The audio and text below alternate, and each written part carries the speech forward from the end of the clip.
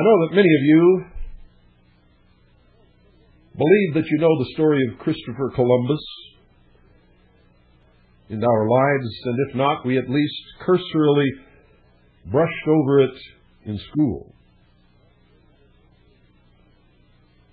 And the story is different depending upon where you hear it, but I can guarantee you the public or exoteric version of the story is not the true tale, ladies and gentlemen.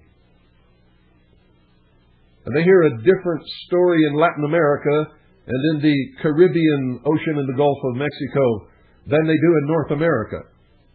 And there is a different story told in Spain and in Portugal and in England that is told in the Americas. Which story is the correct story? And why is it important that we should know these things? And what does it have to do with the MGM Grand Hotel in Las Vegas, which, ladies and gentlemen, from the air is a huge, gigantic green cross with a huge head of a lion over the main entrance, diagonal to the crux of the cross, and the lion is looking directly at the pyramid of the Luxor Hotel, and the beam of light that nightly shines up into outer space, the brightest light upon the face of this earth.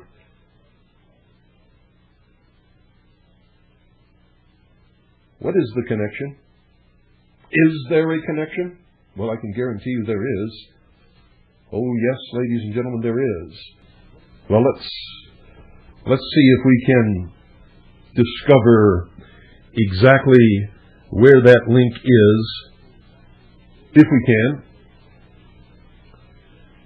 Remember, ladies and gentlemen, that the Knights Templar were not a church organization. They were founded on the Temple Mount by the King of Jerusalem. They were not recognized by the church until many years later, when they rose to a position of extreme power and wealth. And it was all political, had nothing to do with the worship of Jesus Christ or Christianity, I can assure you.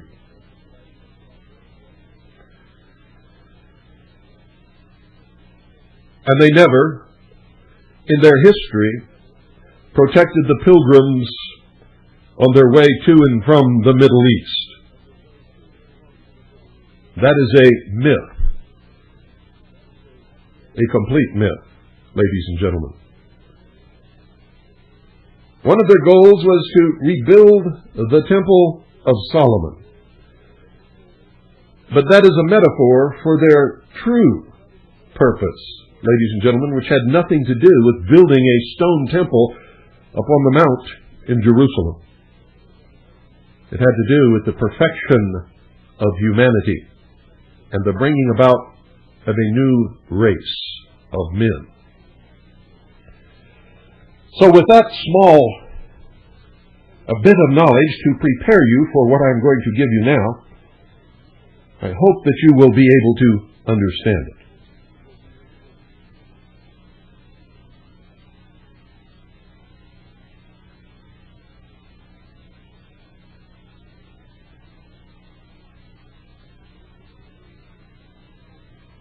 For years, we have been told the story of Christopher Columbus and the date of 1492. But with the title of a book, The Untold Story of Christopher Columbus, by George Grant, there is fuel for thought. And it agrees with everything that I have researched, ladies and gentlemen, and brought to you on the episodes of The Hour of the Time.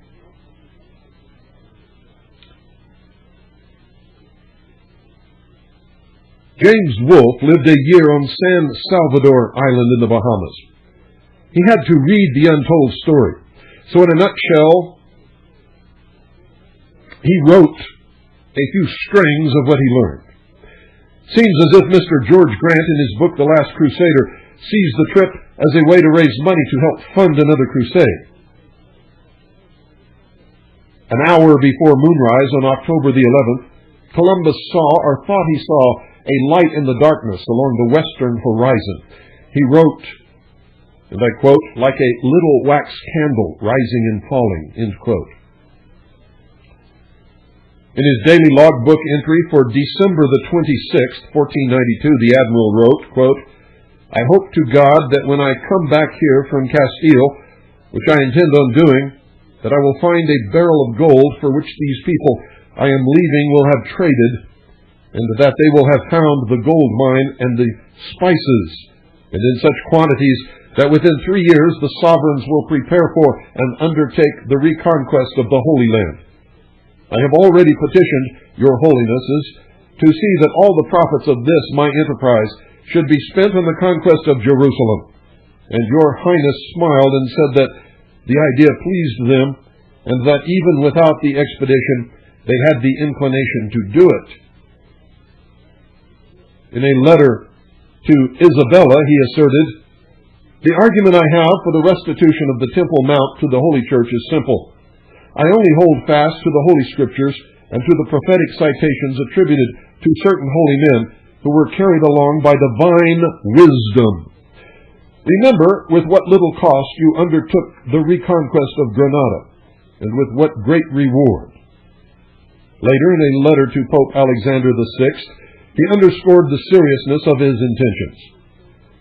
"The enterprise must be undertaken in order to spend any profits therein for the redemption of the sepulchre and the Temple Mount unto the Holy Church."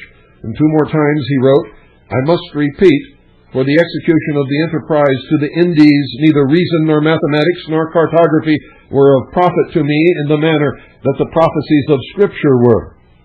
This is what I have to report concerning the liberation of Jerusalem. Be glad.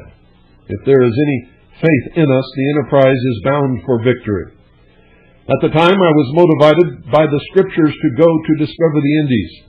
I went to the royal court with the intention of entreating our sovereigns to specify revenues that they might accrue to be spent on the reconquest of Jerusalem. So this last crusader set sail for Jerusalem, and somewhere along the way, ladies and gentlemen, he discovered America." Sounds like a Knight Templar to me, but still the question was he connected to the Templars? Bajant and Lay, in their book, The Temple and the Lodge, write that in Portugal, the Templars were cleared by an inquiry and simply modified their name. I revealed this to you many years ago, becoming the Knights of Christ. Vasco da Gama was a Knight of Christ. Prince Henry the Navigator was a Grand Master of the Order. Ships of the Knights of Christ sailed under the Templars' familiar red Pate cross. And it was under the same cross that Columbus's 3 caravels crossed the Atlantic to the New World.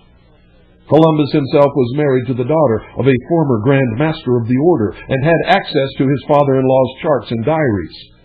Stephen Howarth, in his book The Knights Templar, feels that due to the Templars' secrecy and unknown events, fantastic notions and myths can neither be proved nor disproved. And of course, that is what they want you to believe. And thus some people like to believe that the Templars found the Ark of the Covenant. Surviving Portuguese Templars were absorbed into a new royal military order. Christopher Columbus was a Templar. Brother John J. Robinson writes in his book, Dungeon, Fire, and Sword, in Portugal, King Dennis I took both men and properties of the Templars into a new secular order called the Militia of Jesus Christ, or more popularly, the Knights of Christ, responsible directly to the king. In 1319, the order received the papal blessing of John the 22nd, who recognized it as a revival of the Knights Templar. Its most famous Prince Henry the Navigator and Vasco da Gama. The Knights of Christ used the distinctive red cross pate worn by the Templars, the same cross that artists used to decorate the sails of Columbus's ships, the Niña, the Pinta, and the Santa Maria.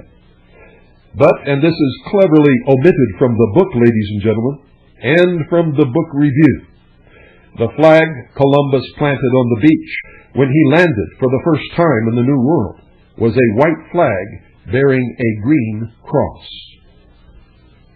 And all the while, the King and Queen of Spain thought that he went there to claim that land for him and rightfully should have planted the flag of the royal house of Spain. But that is not at all what happened.